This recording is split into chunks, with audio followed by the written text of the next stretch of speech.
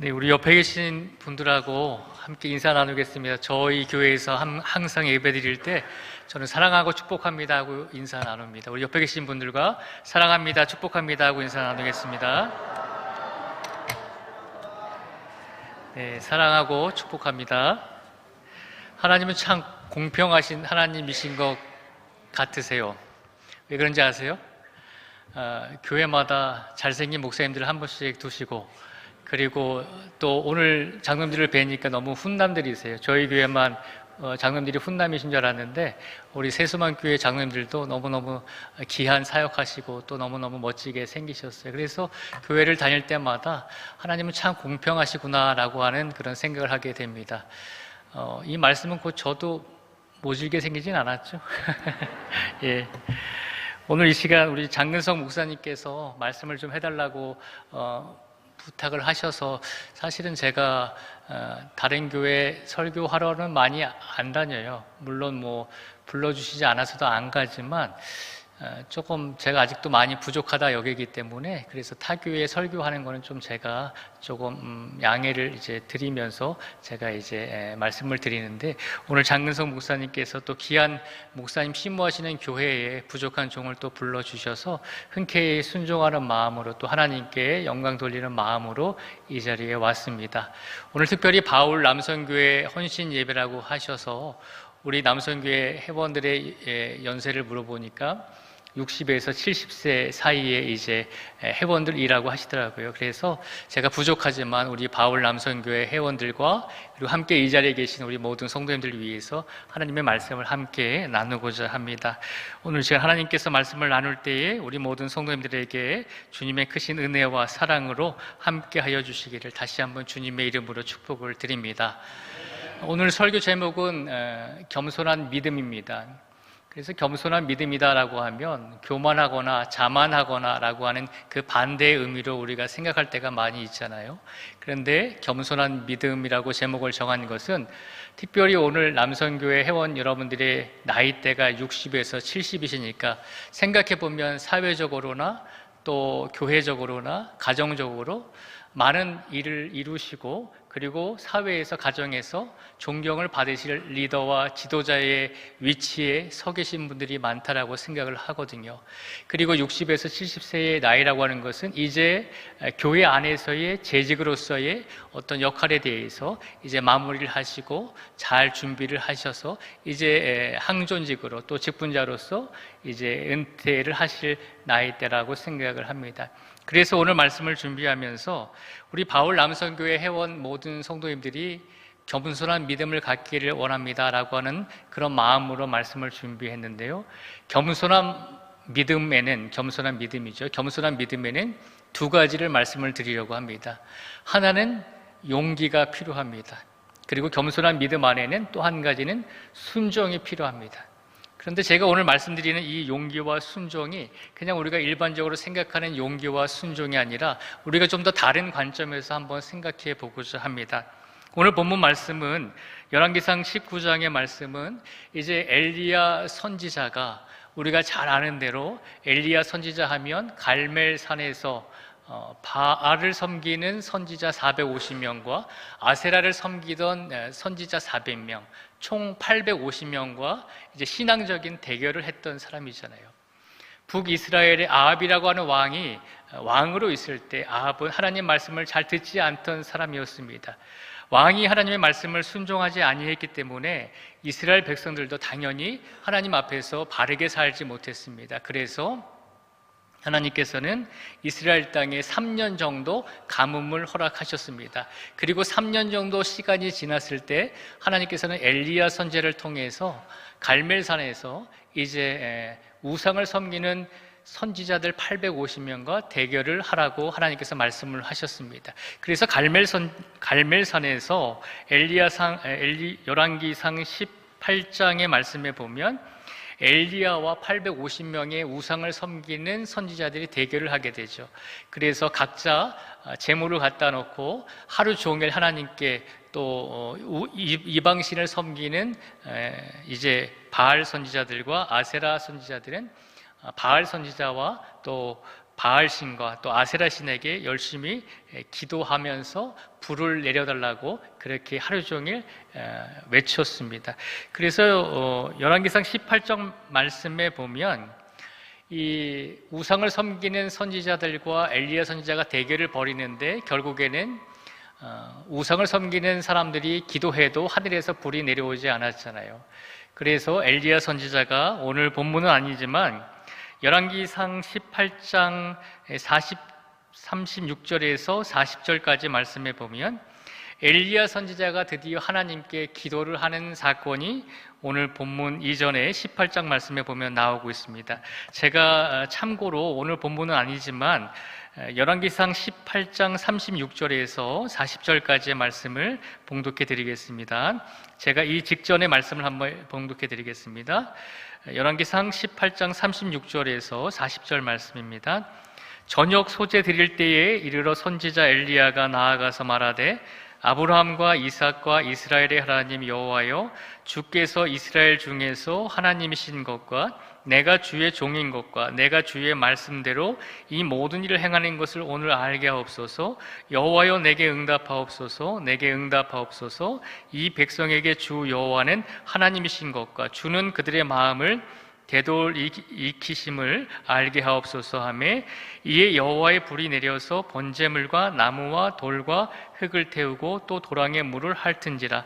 모든 백성이 보고 엎드려 말하되 여호와 그는 하나님이시로다. 여호와 그는 하나님이시로다 하니 엘리야가 그들에게 이르되 바알의 선지자를 잡되 그들 중 하나도 도망하지 못하게 하라 하매 곧 잡은지라. 엘리야가 그들을 기손 시내로 내려다가 거기서 죽이니라. 이렇게 열왕기상 18장 36절에서 40절까지의 말씀을 읽어드렸습니다.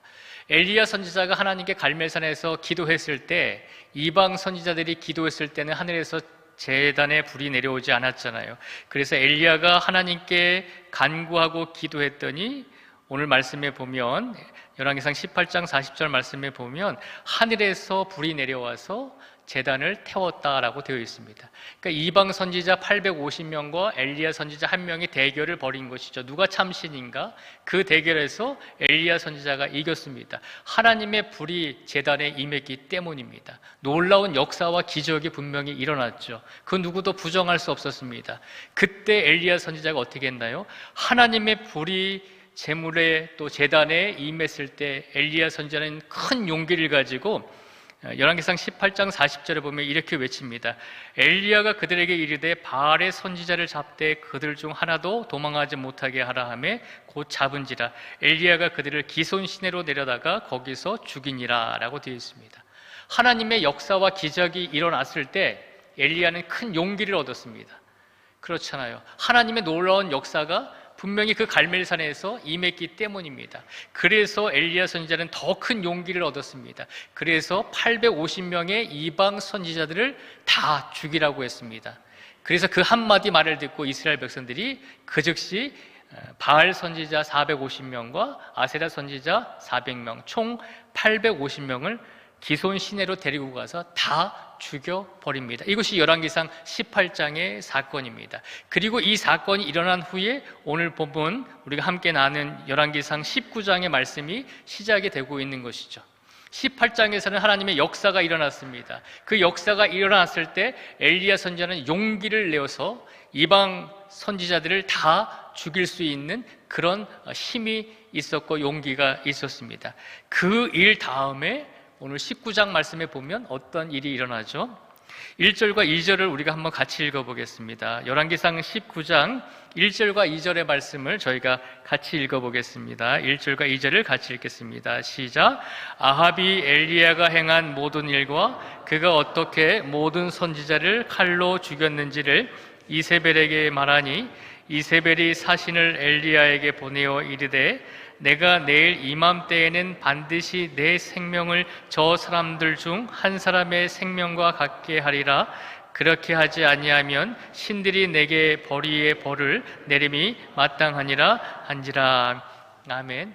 1절과 2절에 보면 무슨 일이 일어났죠? 아합 왕의 왕비였던 이세벨이 엘리야 선지자가 갈멜산에서 자신이 사랑하고 자신이 아끼던 바알 선지자와 아세라 선지자 850명을 죽였다는 소식을 듣고 지금 여왕인 이세벨이 엘리야 선지자에게 사람을 보내서 협박하고 있는 것이죠.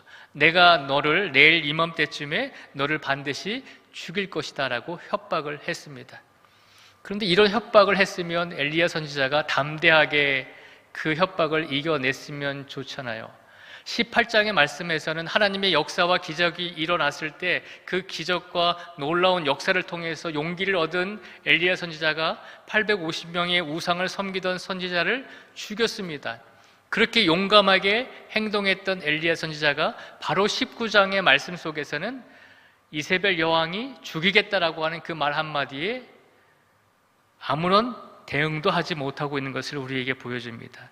3절과 5절 말씀을 저희가 한번 같이 읽어보겠습니다. 3절과 5절 말씀을 같이 읽겠습니다. 3절에서 5절까지 같이 읽겠습니다. 시작.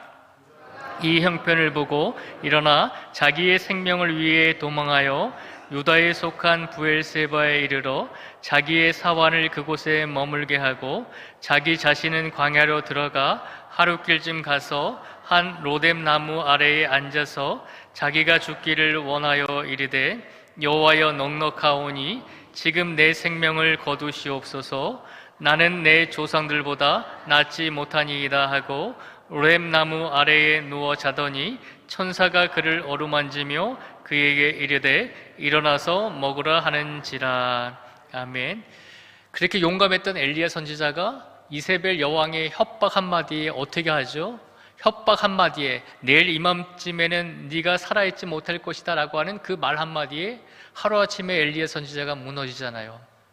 18장에서 용기 있게 이방 선지자들 850명을 용기 있게 다 죽인 그 엘리야의 모습과는 다르게 생명의 위협을 받게 되자 엘리야 선지자는 도망을 쳤습니다. 자기 사환 한 명을 데리고 광야로 도망을 갔죠. 광야로 도망을 가서 오늘 말씀에 보면 5절 말씀에 보면 로뎀 나무 아래에 누워서 하나님께 외칩니다. 뭐라고 외치냐면 하나님, 지금 내가 지금 이 삶이 넉넉하오니 지금 내 생명을 거두십시오라고 그렇게 이야기합니다. 하나님, 내가 여기서 더 이상 살아봤자 내가 좋은 꼴을 못 볼 것 같습니다. 차라리 나를 여기서 그냥 내 생명을 거두어 가십시오라고 엘리야 선지자가 하나님께 그렇게 외치고 있습니다. 그랬더니 하나님께서 어떻게 하셨나요? 하루아침에 한순간에 용기 있는 신앙에서 갑자기 하루아침에 한 여인의 생명에 대한 협박을 받고 한순간에 무너진 엘리야를 하나님께서 위로해 주시죠. 그 위로의 말씀이 5절에서 8절의 말씀입니다. 하나님께서 어떻게 엘리야를 위로해 주시는지 우리가 한번 5절에서 8절까지 말씀을 같이 한번 읽어보겠습니다. 5절에서 8절까지 말씀을 같이 읽겠습니다. 시작. 로뎀 나무 아래에 누워 자더니 천사가 그를 어루만지며 그에게 이르되 일어나서 먹으라 하는지라. 본즉 머리맡에 숯불에 구운 떡과 한 병 물이 있더라. 이에 먹고 마시고 다시 누웠더니 여호와의 천사가 또다시 와서 어루만지며 이르되 일어나 먹으라. 내가 갈 길을 다가지 못할까 하노라 하는지라. 이에 일어나 먹고 마시고 그 음식물의 힘을 의지하여 40주 40야를 가서 하나님의 산 호렙에 이르니라. 아멘. 시리에 빠져있고 신앙적으로 한순간에 무너진 엘리야를 하나님께서 어떻게 위로하시나요? 천사를 보내셔서 내가 이제 더 이상 살기 싫습니다. 그냥 나를 데려가십시오라고 자포자기한 엘리야에게 천사를 보내셔서 떡과 물을 먹이시고 그리고 그 엘리야를 어디로 인도하시죠? 오늘 말씀에 보면 호렙산에 이르게 하십니다. 호렙산은 우리가 잘 아는 대로 모세가 십계명을 받았던 시내산을 말하고 있는 것입니다. 영적인 곳이죠. 하나님께서 한순간에 한 여인의 생명에 대한 협박으로 인해서 한순간에 신앙이 무너지고 용기가 무너진 엘리야를 떡을 주시고 물을 주셔서 호렙산으로 인도해 주셨습니다. 그리고 호렙산에 인도되었을 때 하나님께서는 엘리야에게 나타나셔서 물으십니다. 뭐라고 물으시냐면 9절 말씀을 제가 읽어드리겠습니다. 오늘 열왕기상 19장 9절 말씀을 읽어드리겠습니다. 엘리야가 그곳 굴에 들어가 거기서 머물더니 여호와의 말씀이 그에게 임하여 이르시되 엘리야야 내가 어찌하여 여기 있느냐라고 하나님께서 물으십니다. 한순간에 신앙이 무너진 엘리야에게 다시 하나님께서 찾아오셔서 그에게 물으십니다. 네가 어찌하여 여기 있느냐라고 하는 것입니다. 그랬더니 엘리야가 뭐라고 대답하죠? 10절 말씀에 보면 그가 대답하되 내가 만군의 하나님 여호와께 열심히 유별하오니 이는 이스라엘 자손이 주의 언약을 버리고 주의 제단을 헐며 칼로 주의 선지자들을 죽였음이오며 오직 나만 남았거늘 그들이 내 생명을 찾아 빼앗으려 하나이다 라고 하나님께 이야기합니다. 하나님, 내가 열심히 하나님의 말씀을 전했는데 지금 상황을 보니까 이스라엘 사람들이 하나님의 선지자들 다 죽이고 나 혼자 남았습니다. 그런데 그 사람들이 혼자 남은 나의 생명까지도 빼앗으려고 그들이 나를 찾고 있습니다. 그래서 내가 이렇게 도망을 쳐왔습니다 라고 그렇게 하나님께 대답을 합니다. 그랬더니 하나님께서 엘리야 선지자에게 뭐라고 대답하셨을까요? 18장에서는 그처럼 하나님의 역사와 기적을 경험하고 체험했음에도 불구하고 놀라운 역사와 은혜를 받음에도 불구하고 용기를 얻어서 이스라엘 우상을 섬기던 사람들을 다 선지자들을 850명이나 죽였던 그 용기 있던 엘리야 선지자가 지금 19장에서는 살기 위해서 도망치고 있다는 것입니다. 이런 상황 속에서 하나님께서는 엘리야 선지자에게 어떻게 답을 주셨을까요? 우리 11절부터 12절까지의 말씀을 같이 한번 읽어보겠습니다. 오늘 본문 11절부터 12절까지의 말씀을 같이 읽겠습니다. 시작.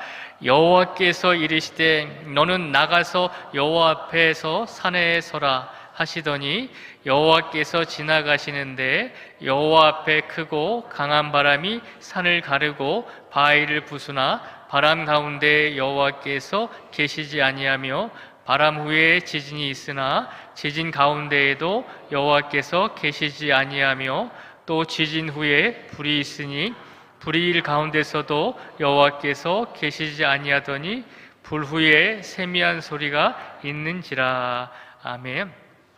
모든 용기를 잃고 그리고 살기 위해서 도망치고 있는 엘리야에게 하나님께서 다시 한번 엘리야 앞에 하나님의 음성을 들려주시죠.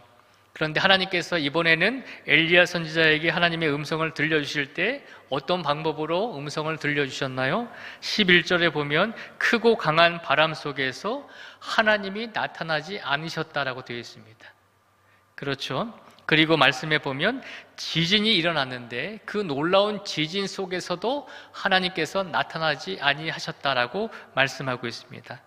그리고 오늘 말씀에 보면 12절 말씀에 보면 또 지진 후에 불이 있으니 불 가운데에도 여호와께서 계시지 아니하더니라고 되어 있습니다. 지진 후에 큰 불이 일어났는데 놀라운 기적이 일어났는데 그 불 가운데서도 하나님이 계시지 아니했다는 것입니다. 그런데 12절 끝에 보면 하나님이 어디서 나타나시죠? 불 후에 세미한 소리가 있는지라. 세미한 소리가 있는지라 라고 말씀하십니다. 작고 가늘고 작은 소리가 있었다는 것입니다. 근데 놀라운 것은 그 세미한 소리에 하나님이 임하셨다는 것입니다. 생각해 보시면 열왕기상 18장의 말씀을 통해서는 엘리야에게 하나님께서 임하실 때 놀라운 불로서 역사심으로 사람들이 다 느낄 수 있을 정도로 대단한 그런 모양으로 하나님께서 엘리야 선지자에게 임하셨습니다. 그런데 열왕기상 19장의 말씀을 통해서 오늘 다시 한번 하나님께서 엘리야 선지자에게 나타나는데 18장의 말씀처럼 크고 바람 속에서 하나님이 나타나신 것이 아니라 지진이 일어나고 있는 그 놀라운 광경 속에서도 하나님이 나타나지 아니하시고 지진 후에 불이 있었음에도 그 불 가운데도 하나님이 계시지 아니했습니다. 누구도 기대하지 않았던 작고 가는 그 세미한 소리가 들릴 때 하나님께서 그 가늘고 작은 소리에 하나님이 임하셨다는 것입니다. 이 말씀을 생각해 보면 우리 바울의 남선교회 모든 회원분들이 인생을 살아오시면서 많은 일들을 해오셨을 것입니다. 많은 업적이 있으실 것입니다. 그리고 신앙생활 하시면서 놀라운 하나님의 역사와 기적을 많이 체험하셨을 것입니다. 우리 삶 속에서 하나님께서 놀라운 기적과 이적을 보여주실 때가 있습니다. 그럴 때마다 우리가 용기를 얻어서 더 하나님께 영광을 돌립니다. 그런데 우리 하나님께서는 크고 놀라운 역사와 기적 속에서만 하나님이 임재하실까요? 그렇지 않다는 것이죠. 만약에 하나님께서 크고 놀라운 역사와 기적 안에만 하나님이 임하셨다면 오늘 열왕기상 19장 말씀 속에서 세미한 소리가 들릴 때 그때 하나님이 나타나지 아니하셨을 것입니다. 많은 사람들은 그렇게 생각합니다. 하나님 나에게 놀라운 역사와 기적을 보여주시면 내가 힘을 얻고 하나님께 영광을 돌릴 수 있습니다. 나에게 더 큰 역사와 기적과 체험을 보여주십시오 라고 그렇게 외칠 때가 있습니다. 그런데 우리 하나님은 어떤 하나님이십니까? 그 반대의 상황 속에서도 우리에게 임하시는 분임을 기억하라는 것입니다. 크고 놀라운 역사와 기적이 일어날 때 우리는 용기를 내어서 하나님의 일을 감당할 수 있습니다. 그런데 만약에 그 반대의 상황이라면 우리가 용기를 낼 수 있겠습니까? 하나님의 역사와 기적이 일어나지 않고 어떤 하나님의 은혜도 우리에게 주어지지 않는 것처럼 느껴지는 상황 속에서 그 누구도 우리를 도와주지 않는 것처럼 느껴지는 상황 속에서 아무도 우리와 함께하지 않는 상황 속에서 우리가 과연 하나님의 영광을 위해서 우리가 그런 상황 속에서도 용기를 낼 수 있겠습니까? 오늘 바울 남선교회 우리 성도 여러분들에게 제가 먼저 한 가지 이제 부탁을 드리고 싶은 것은 용기를 가지신 우리 선교 회원들이 되기를 간절히 원합니다. 그런데 그 용기는 놀라운 역사와 기적이 일어날 때 일으켜지는 용기가 아니라 비록 눈에 보이지 않고 가늘고 작은 세미한 음성일지라도 그곳에서 하나님의 음성이 임하신다면 그 세미한 음성 속에서도 하나님의 영광을 위해서 일할 수 있는 용기를 가지셔야 된다는 것입니다. 그 용기를 가질 수 있는 우리 모두가 되기를 주님의 이름으로 축복을 드립니다. 많은 사람들이 나에게 힘이 있을 때, 나에게 능력이 있을 때, 나에게 권세가 있을 때 많은 일을 할 수 있을 것처럼 느껴집니다. 그러나 내가 권세도 없고 내가 나이 들고 내가 아무것도 가진 것이 없으면 아무것도 할 수 없는 것처럼 느껴질 때가 있습니다. 우리 하나님은 어떤 하나님이십니까? 많이 가지고 많은 권세를 가지고 있는 사람에게만 임하시는 하나님이십니까? 아니잖아요. 작고 보잘것없고 외롭게 살아가는 사람일지라도 하나님께서는 그 사람을 사용하시기 위해서 작고 가는 세미한 음성으로 임하실 때가 있다는 것입니다. 그런 상황 속에서도 우리가 과연 용기를 낼 수 있는가라고 하는 것입니다. 오늘 이 시간 사랑하는 우리 바울 남선교회 모든 성도님들이 모든 조건과 여건이 갖추어진 상황 속에서 내가 하나님께 영광을 돌릴 수 있습니다 라고 그렇게 고백하는 것이 아니라 모든 조건과 상황과 여건이 되지 않아도 그 누구도 나를 도와주지 않아도 정말 하나님께서 세미한 곳에 임하신다면 내가 그 임하심을 가지고도 내가 용기를 가지고 하나님께 영광을 돌리겠습니다 라고 하는 그런 용기를 간직할 수 있는 우리 성교회 회원들이 되기를 주님의 이름으로 축복을 드립니다. 또한 오늘 겸손한 믿음이 되기 위해서는 또 한 가지가 필요합니다. 또 한 가지가 뭐냐면 그건 바로 순종입니다. 순종이죠. 우리 바울 남선교회 성도님들이 하나님께 열심히 지금까지 인생을 살아오시면서 또 60년 또 70년 가까이 인생을 살아오시면서 하나님 말씀에 순종하시면서 살아오셨잖아요. 그런데 저는 이 자리에서 한번 묻고 싶습니다. 하나님께 그 순종했던 그 마음들이 과연 하나님께서 나에게 아무것도 주시지 않았을지라도 내가 하나님께 그렇게 순종할 수 있었는가라고 하는 질문입니다. 하나님께서 나의 가정을 축복해 주지 않아도, 하나님께서 내 기도를 들어주시지 않아도, 하나님께서 내 응답을 들어주시지 않았을지라도 내가 하나님께 순종했을 것입니다 라고 그렇게 생각이 드시나요? 가만히 우리 인생을 되돌아보면 우리가 하나님께 순종했다라고 하는 것은 그만큼 하나님께서 우리에게 필요한 것을 채워주셨기 때문에 우리가 지금까지 하나님께 순종하면서 살아온 것임을 우리는 알게 됩니다. 겸손한 믿음이 되기 위해서는 세미한 소리에 하나님이 임하실 때 그런 상황 속에서도 용기가 필요하다라고 말씀을 드렸습니다. 그런 세미한 음성이 들릴 때 용기를 가지고 하나님께 영광을 돌리는 그런 용기를 가지고 있을 때 겸손한 믿음이 될 수 있다라고 먼저 말씀을 드렸습니다. 그리고 좀 전에도 말씀드렸다시피 두 번째는 순종이라고 하는 것입니다. 그런데 이 순종이 어떤 순종이냐? 이 엘리야 선지자의 마지막은 어땠는지 아시죠? 엘리야 선지자의 마지막은 어땠냐 하면요, 오늘 본문은 아니지만 제가 열왕기하 2장 10절과 11절 말씀을 제가 읽어드리겠습니다. 한번 잘 들어보시기 바랍니다. 열왕기하 2장 10절과 11절 말씀에 보면 엘리야의 마지막 모습이 나오는데 이렇게 기록이 되어 있습니다. 이르되 내가 어려운 일을 구하는도다. 그러나 나를 내게서 데려가시는 것을 내가 보면 그 일이 내게 이루어지려니와 그렇지 아니하면 이루어지지 아니하리라 하고 두 사람이 길을 가며 말하더니 불수레와 불말들이 두 사람을 갈라놓고 엘리야가 해오리 바람으로 하늘로 올라가더라. 이것이 엘리야 선지자의 마지막의 모습입니다. 지금 열왕기하 2장 10절과 11절을 읽어드렸는데요, 이 말씀은 엘리야의 제자였던 엘리사 선지자와 그의 스승이었던 엘리야 선지자가 함께 마지막으로 대화를 나누다가 하늘에서 불수레와 불말들이 내려와서 엘리야 선지자를 하늘로 데리고 가는 사건을 우리에게 보여주고 있습니다. 그러니까 엘리야 선지자의 마지막은 어떻습니까? 엘리야 선지자의 마지막은 평범한 인간의 죽음으로써 끝난 것이 아니라 죽음을 보지 않고 하나님께 산채로 데려갔다는 것입니다. 이 얼마나 놀라운 축복입니까? 얼마나 놀라운 은혜입니까? 그런데 엘리야 선지자 이후에 제자로서 엘리야 선지자를 대신해서 하나님의 말씀을 선포했던 사람이 엘리사라고 하는 선지자입니다. 근데 이 엘리사 선지자도 얼마나 능력 있는 선지자였는지 열왕기상 4장에 보면 수넴 여인의 죽은 아들을 살려내는 놀라운 기적을 엘리사 선지자도 보여줍니다. 그리고 열왕기하 5장에 보면 아람의 군대장관 나아만 장군의 나병을 고치는 놀라운 치유의 기적을 이 엘리사 선지자도 보여주고 있습니다. 그러면 엘리야 선지자와 또 엘리사 선지자가 똑같이 하나님의 말씀을 선포하고 하나님의 많은 일들을 감당하고 놀라운 기적과 놀라운 역사를 많이 함께 이루어내었는데, 그런데 이 엘리사 선지자의 마지막은 어땠을까요? 우리가 좀 전에 제가 읽어드렸듯이 엘리야 선지자의 마지막은 죽음을 보지 않고 놀랍게도 불수레를 타고서 하늘나라로 올라갔습니다. 그러면 그의 제자였던 엘리사 선지자의 마지막은 어땠을까요? 엘리사 선지자의 마지막은 어떤 모습이었냐면 제가 읽어드릴게요. 열왕기하 13장 14절 말씀에 보면 이렇게 기록이 되어 있습니다.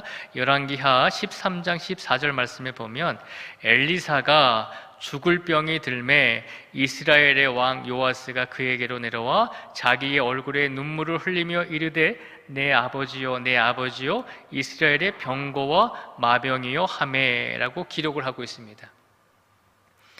엘리야 선지자는 하나님께서 죽음을 보지 않고 그가 선지자로서 최선을 다했기 때문에 그의 마지막을 정말 모든 사람들이 존경할 정도로 죽음을 보지 않고 하나님께 데려감을 당했습니다. 그것이 엘리야 선지자의 마지막이었습니다. 그러나 반대로 그의 제자였던 엘리사 선지자는 똑같이 엘리야 선지자와 마찬가지로 많은 이적과 기적을 행했음에도 불구하고 놀랍게도 엘리사 선지자의 마지막은 어땠나요?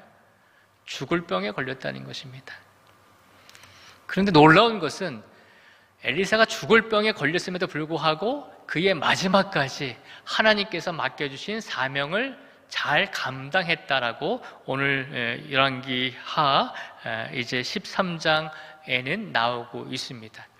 제가 여기서 우리 바울의 남성교회 성도님들과 우리 새소만교회 모든 성도님들에게 한 가지 질문을 드리고자 합니다.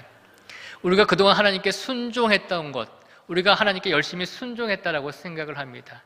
그런데 그 순종이 가만히 생각해 보면 그래도 하나님께서 내가 필요한 것들을 채워주시고 내가 원하시는 것들을 허락하셨기 때문에 그래도 하나님께서 내 기도와 간구를 들어주셔서 넉넉한 삶이 되었기 때문에 내가 순종한 것은 아닌가라고 한번 생각을 해봐야 한다는 것입니다. 진정한 순종은 어떤 순종인가요? 똑같이 엘리야 선지자와 엘리사 선지자가 하나님의 말씀을 생명을 걸고 전하는 선지자의 역할을 감당했습니다. 그런데 그들의 마지막은 너무나 판이하게 다릅니다. 엘리야 선지자는 죽음을 보지 않고 하나님께서 데려가셨고 엘리사 선지자에게는 어쩐 일인지 죽을 병에 걸리게 하심으로 그의 마지막을 마무리하게 하십니다. 진정한 순종이란 어떤 것이 진정한 순종일까요? 하나님께서 나에게 놀라운 역사와 기적을 많이 보여주셔서 내가 너무 감사해서 그런 것들에만 매달려서 하나님께 순종하고 있는 것은 아닌지, 하나님께서는 우리에게 다시 한번 진정한 순종이 어떤 것인지를 기억하라는 것입니다. 사랑하는 우리 바울의 남성교회 모든 회원분들이 우리의 마지막을 가만히 들여다보면 우리 모두가 똑같이 엘리야 선지자처럼 그렇게 축복받고 놀라운 역사와 기적이 일어나는 가운데 우리가 하나님 품에 돌아가면 좋겠지만, 그러나 우리들 가운데도 그렇지 못한 마지막 모습이 있는 사람들도 분명히 있을 것입니다. 그러면 엘리사와 같은 그런 마지막의 인생을 우리에게 허락하신다면 그래도 우리가 끝까지 하나님께 순종할 수 있겠는가라고 하는 질문을 우리에게 던지고 있는 것입니다. 많은 기적과 이적을 체험하고 경험하면 용기가 생기고 하나님께 영광을 돌리기 위해서 열정적으로 변할 때가 많이 있습니다. 그런데 차츰차츰 그 역사와 기적이 줄어들고 우리가 과연 하나님이 살아계신지, 나를 지키시고 계시는지, 내가 기도하는 것에 응답을 주시지도 않고 나를 돌봐주시는 것처럼 느껴지지도 않을 때, 아무리 열심히 기도하고 간구해도 하나님께서 내게 응답을 안 주시고 다른 결과들만을 주실 때, 내가 원하는 것을 주시지 않고 내가 정말 넉넉한 삶을 원하는데 그렇지 못한 삶이 지속될 때, 그런 순간에도 하나님께 순종하실 수 있겠습니까? 하나님께서 우리에게 원하시는 순종은 어떤 상황을 주시든지, 넉넉한 기적과 넉넉한 삶을 주시든지, 혹은 엘리사처럼 죽을 병에 걸려서 그런 상황과 우리가 원하지 않는 결과들을 우리에게 주신다 할지라도 상황과 결과에 따라서 하나님께 순종하고 안 하고 하는 그런 모습이 아니라 상황과 결과를 뛰어넘어서 어떤 일들을 우리에게 주시든지 어떤 것을 우리에게 응답을 주시든지 우리가 끝까지 순종할 수 있어야 한다는 것입니다. 오늘 하나님께 헌신 예배를 드리고 있는 우리 바울 남성교회 모든 성도님들이 그런 순종을 하나님께 드릴 수 있기를 주님의 이름으로 축복을 드립니다. 엘리야의 순종뿐만 아니라 엘리사의 순종까지도 하나님께 드릴 수 있는 그런 모습으로 여러분들의 인생을 마무리할 수 있기를 저는 주님의 이름으로 축복을 드립니다. 겸손한 믿음 안에는 두 가지가 필요하다라고 생각합니다. 용기가 필요합니다. 그런데 그 용기는 하나님의 기적과 이적이 나에게 일어나지 아니할지라도 내가 정말 보잘것없고 내가 정말 하찮은 그런 상황에 빠져 있을지라도, 하나님께서 나에게 기도의 응답을 주시지 않을지라도, 하나님께서 나를 다른 사람보다 못하게 하실지라도, 그래도 하나님께서 내 작은 삶을 통해 분명히 임재하신다는 그 세미한 소리를 통해 나에게 임재하신다는 그 믿음과 확신을 가지고 그 세미한 상황 속에서도 용기를 낼 수 있는 그런 용기를 먼저 가질 수 있기를 바랍니다. 그리고 그 용기 위에 하나님께서 나의 인생을 어떻게 이끄시든지, 내가 생각했던 대로의 인생의 결과가 아닐지라도 내가 엘리야 선지자처럼 놀라운 역사와 기적의 마지막을 누릴 수도 있겠지만, 그러나 그 반대로 엘리사 선지자처럼 그 누구도 원하지 않는 모습의 마지막을 하나님께서 나에게 허락하신다 할지라도 나는 그래도 하나님께 순종하겠습니다라고 하는 그런 마음으로, 그런 믿음으로 하나님께 영광을 돌리시고 끝까지 하나님을 섬길 수 있는 우리 바울의 남성교회 성도들, 그리고 우리 새소명교회 모든 성도들이 되시기를 주님의 이름으로 축복을 드립니다.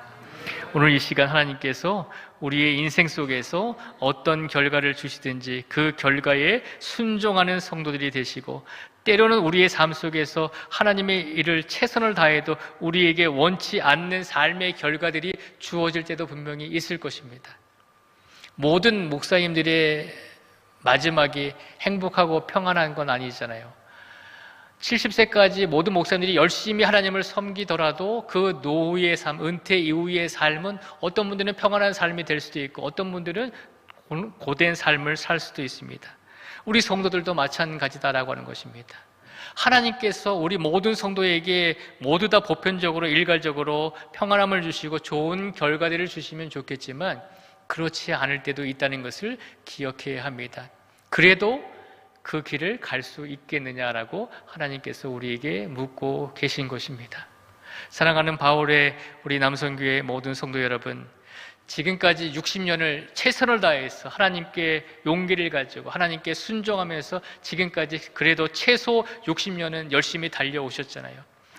이제부터 남은 10년 또 남은 20년 남은 인생의 모든 시간 속에서 이제부터는 하나님, 내가 정말 세미한 음성 가운데서도 임하시는 그 하나님의 음성을 내가 확신하며 그 용기를 가지고 나에게 어떤 결과를 주시든지 내가 끝까지 하나님을 순종하는 인생의 길을, 한 사람의 그리스도인의 길을 끝까지 가겠습니다라고 하는 그런 믿음으로 우리 모든 성도님들, 우리 바울 남성교회 모든 회원들이 끝까지 그 길을 달려가실 수 있는 우리 모두가 되기를 주님의 이름으로 축복을 드립니다.